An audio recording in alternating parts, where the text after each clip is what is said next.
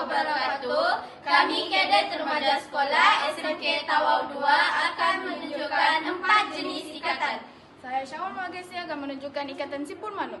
Pertama sekali, buat ikatan simpul manuk di sebatang kayu, lalu bawa hujung tali ke tengah-tengah ikatan tersebut. Lalu tarik dan kemaskan. Kegunaan ikatan simpul manuk adalah memulakan dan mematikan ikatan. Saya Nur Syifa Faira akan membuat ikatan silang. Pertama-tama sekali, kita akan membuat simpul manuk.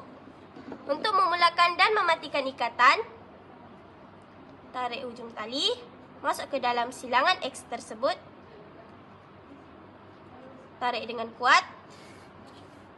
Lalu membuat simpul bala untuk merapikan tali tersisa. Lalu bawa ke belakang, ke depan,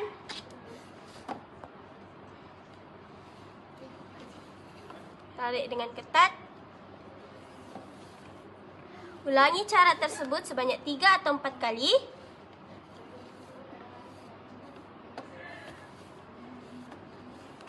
Tarik.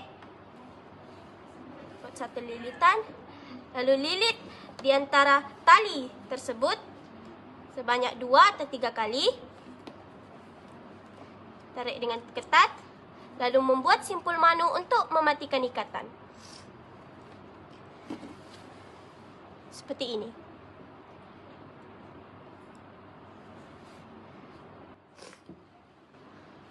Fungsi ikatan silang ialah untuk membuat gadget seperti rak kasut. Saya Najla Nadia akan menunjukkan ikatan lilit 2 simpul. Pertama sekali, lilitkan tali pada sebatang kayu sebanyak 2 kali. Buat setengah simpul yang pertama, ketatkan. Lalu buat setengah simpul yang kedua di bahagian bawah tali tersebut. Tarik sehingga ketat. Ikatan lilit 2 simpul ini berfungsi untuk diikat pada kayu atau tiang, juga sesuai untuk tali yang ditarik secara berterusan. Saya Nur Mahita akan menunjukkan ikatan lilit bala. Pertama, lilit satu tali mengelilingi bala. Masukkan ujung tali ke dalam gelung.